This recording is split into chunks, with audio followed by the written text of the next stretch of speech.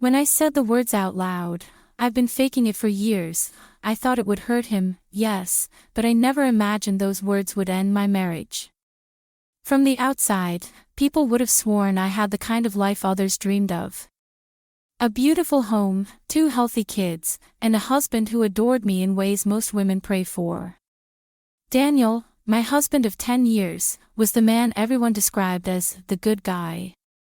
He was reliable, gentle, the kind of man who never forgot to kiss me goodbye in the morning and never came home later than he promised. And yet, while everyone envied me, I carried a secret so dark it felt like a ticking time bomb in my chest.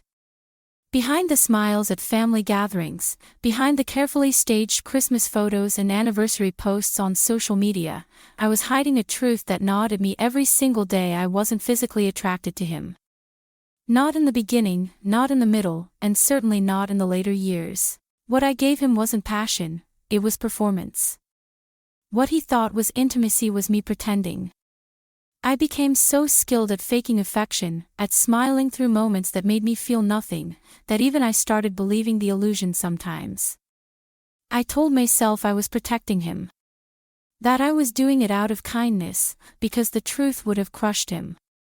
Daniel was a man who loved deeply and gave without holding back. I couldn't bear to see his confidence shattered, to watch him question his worth.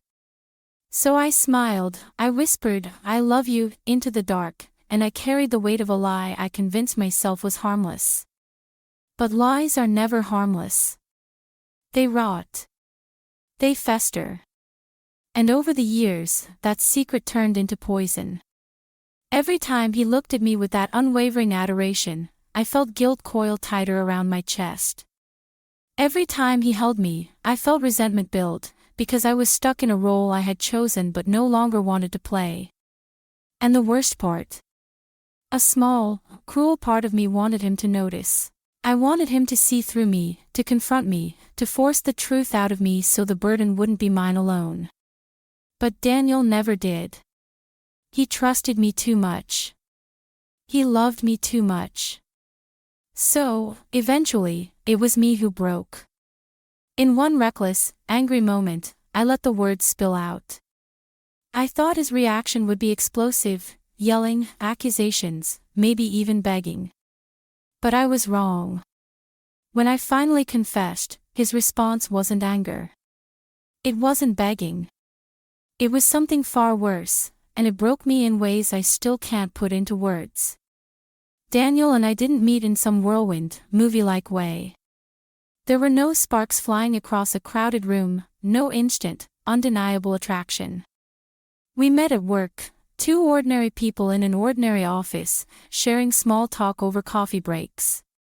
What drew me to him wasn't butterflies in my stomach or a magnetic pole. It was something steadier, something quieter.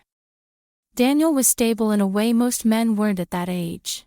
While others bragged about wild nights and reckless adventures, he spoke about responsibility, about goals, about the kind of life he wanted to build. He wasn't flashy or charming, but he was kind, so kind it made me feel safe in his presence. I remember thinking, maybe this is what real love is supposed to look like. Maybe attraction is overrated compared to security. I told myself those things so many times that they became my truth. When he asked me out, I said yes. When he proposed 2 years later, I said yes again. Not because my heart leapt out of my chest, but because I was tired of waiting for a love that felt like it only existed in stories. Daniel was offering me something solid, something permanent. And I convinced myself that the passion would grow with time. In the early years of our marriage, Daniel adored me. He treated me with respect in a world where so many men didn't. He worked hard, made me laugh, held me when I cried. He never made me question his loyalty. And so, I did what I had always done. I smiled, I played the role of the devoted wife, and I buried the quiet ache inside me that whispered I was missing something. But that ache grew louder. I started noticing things I shouldn't have. The way my colleagues' eyes lingered when he complimented me. The way my friend's husband casually touched her lower back in public, a gesture that made her blush. Even strangers, men I'd never see again, sparked a reaction in me that Daniel never did. And with every comparison, the guilt inside me deepened. Still, I forced myself through our intimacy, through moments that should have been raw and real but felt like an obligation. I faked smiles, faked desire, faked passion.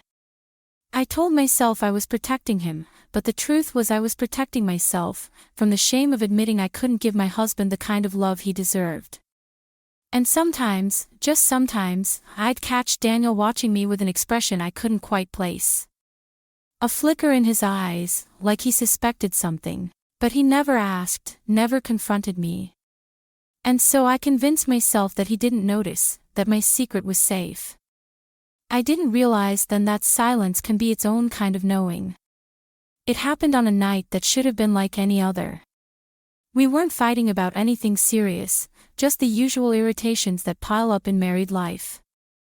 The dishes left in the sink, the bills that needed paying, the way he always folded the laundry wrong no matter how many times I showed him. It started small, like it always did. But the tension that had been simmering beneath the surface for years finally boiled over. I don't even remember exactly what set me off. Maybe it was the exhaustion in his voice when he asked me, yet again, if I could just appreciate how hard he was trying. Maybe it was the guilt that had been gnawing at me, the poison I'd been swallowing in silence. But in one reckless, emotional moment, the words burst out of me like shrapnel. Do you even know how hard this marriage has been for me? I snapped. Do you even realize I've been faking being attracted to you for years? The second the words left my mouth, the air in the room changed. It was like the walls themselves had sucked in a breath and refused to let it out. Silence stretched between us, heavy and suffocating. Daniel just stared at me. At first, there was the flicker of shock in his eyes, as if he'd just been slapped. Then the pain followed, sharp and undeniable, like I had stabbed him in the chest. But then something even worse replaced it. His expression hardened into something I couldn't read. I braced myself for yelling, for accusations, for him to call me cruel or selfish or ungrateful. I thought he'd demand explanations, that he'd break down and cry, that he'd beg me to take it back. But none of that happened. Instead, after what felt like an eternity, Daniel finally spoke. Thank you for finally telling me the truth. His voice was steady. Calm. Almost too calm. The words cut deeper than any scream could have, because there was no anger in them, no emotion I could fight against. His calmness felt colder than rage, heavier than grief. I stood there, trembling, searching his face for some kind of clue, some opening to explain, to backpedal, to soften the blow of what I'd just confessed. But there was nothing. Just silence. And in that silence, I realized something terrifying. I hadn't just wounded my husband. I had shattered the foundation of the life we had built together. I thought my words would start a fight, something loud and ugly that we could recover from later. Instead, his quiet acceptance felt like a door closing forever. I didn't know it yet, but that moment, the calm after my storm, was the beginning of the end. The hours after my confession passed in a haze. Daniel didn't slam the door or pack a bag. He didn't scream or accuse me of ruining everything. Instead, he moved around the house with a quietness that was almost unbearable. That night, for the first time in our marriage, he didn't come to bed. I lay awake listening to the silence of the hallway, waiting for the sound of his footsteps, waiting for the bedroom door to creak open. But it never did. The next morning, I found him on the couch, fully dressed, as if he hadn't slept at all. He didn't look at me when I entered the room. He just stood, stretched, and asked if I wanted coffee. His tone was polite, flat, like he was talking to a stranger. From that day forward, everything changed. He stopped initiating conversations unless they were about logistics, bills, groceries, schedules. He started eating dinner alone, claiming he had too much work to finish. At night, he settled on the couch without a word, while our bed became an empty, echoing space that reminded me of what I had destroyed. The distance between us was sharp, slicing through every corner of the house. And I felt it like knives. I tried to fix it. I tried to sit with him, to touch his arm, to explain myself. I didn't mean it like that, I whispered one night. I just wanted to be honest. I thought if you knew, we could finally work through it. He finally turned to me then, his eyes tired, his expression unreadable. And with the same calmness that had terrified me the night I confessed, he said, "Honesty is a gift you give too late." The word struck harder than any shouting ever could. Because I knew he was right. I hadn't told him my truth when it mattered, when he could have done something with it, when we could have worked on it together. I had waited until the words were nothing but a weapon. In that moment, I realized something I had never wanted to face. It wasn't just attraction that I had lost. It wasn't just intimacy or passion. I had lost his respect. I had lost his trust. And with that, I was losing the one man who had loved me unconditionally, even when I couldn't love him the way he deserved. Weeks passed in that heavy silence, a silence that felt louder than any screaming match could have been. Daniel went about his life as if I wasn't part of it. We lived under the same roof, but we might as well have been strangers. He cooked for himself. He washed his own laundry. He even stopped asking if I wanted coffee in the mornings. I thought the punishment was his distance, that maybe if I proved myself patient, if I apologized enough, he would thaw. But then came the night he finally spoke. We were in the kitchen. He was rinsing a glass, his back turned to me, and I couldn't take the silence anymore. "Daniel, please," I begged. "Say something. Anything. Just don't shut me out like this." He set the glass down, dried his hands slowly, and turned to face me. His eyes weren't angry, but they weren't soft either. They were steady, resolved, and it scared me more than rage ever could. "You didn't just fake attraction," he said, his voice calm, deliberate. "You faked a marriage. And I can't live like that anymore." My mouth went dry. "What do you mean?" "You didn't know," but he cut me off with a bitter, almost sad smile. "I knew. I knew for years." The floor seemed to tilt beneath me. He explained, each word slicing clean through me. He had noticed the way I flinched sometimes when he touched me. He had seen how my eyes lingered on other men, even if only for a second too long. He had felt the hesitation in my kisses, the lack of warmth in my embrace. "I told myself it didn't matter," he continued. "That love was enough. That if I just kept giving, eventually, you'd meet me halfway. But all I was doing was keeping us both trapped in a lie."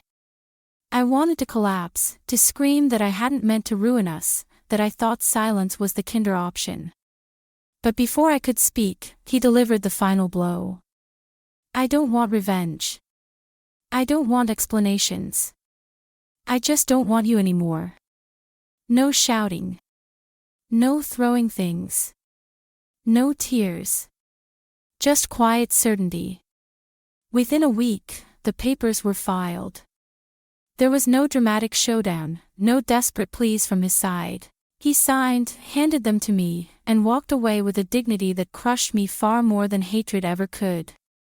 Because I had expected anger. I had expected to be punished, to be yelled at until I broke. But instead, he gave me nothing. And that nothingness, that calm, was the sharpest knife of all. I thought my words would free me. I thought finally confessing would lift the weight I had been carrying for years and give us a chance, maybe a painful one, but a real one, to rebuild something honest. Instead, those words became the bars of my own prison. I thought honesty could repair damage. I thought if I just put the truth out there, we'd be forced to confront it together. But honesty, when given too late, doesn't heal, it destroys. It doesn't clear the air, it poisons what's left. What I didn't realize until it was too late was that my silence hadn't protected him. It hadn't saved our marriage. All it had done was rob us both of the chance to make a different choice. I was so focused on shielding him from the truth that I never stopped to think that maybe he already knew. That while I was pretending, smiling, faking, he was quietly noticing every flinch, every hesitation, every time my eyes drifted elsewhere. He wasn't blind. He wasn't naive. He was just waiting, hoping I'd eventually give him what he had been giving me all along, honesty. But I didn't. And by the time I finally did, it wasn't a gift. It was a knife. The cruelest irony of all is this: my confession didn't end our marriage. His response did. His quiet dignity, his refusal to fight, his calm decision to walk away, it cut deeper than any anger or screaming ever could. Because at least with anger, there's still fire. With fire, there's still something left to burn. But with his silence, his steady rejection, there was nothing. Just finality. Now, when I lie awake at night in the empty bed that used to be ours, I wonder if I ever truly loved him, or if I only loved the way he loved me. And I wonder if that makes me the villain in my own story. I used to think the worst thing in a marriage was pretending. But I've learned that the worst thing is realizing the other person knew all along, and they loved you anyway. Until they couldn't anymore. So I'll leave you with this, because it's the question that haunts me every single day: what's worse? Lying to protect someone you love, or telling the truth when it's already too late? And if you were in his shoes, if someone you trusted confessed they had been pretending for years, would you forgive? Or would you walk away with the same quiet dignity Daniel did? Because sometimes, the most devastating sound in the world isn't a slammed door, or a scream, or even a goodbye. It's silence.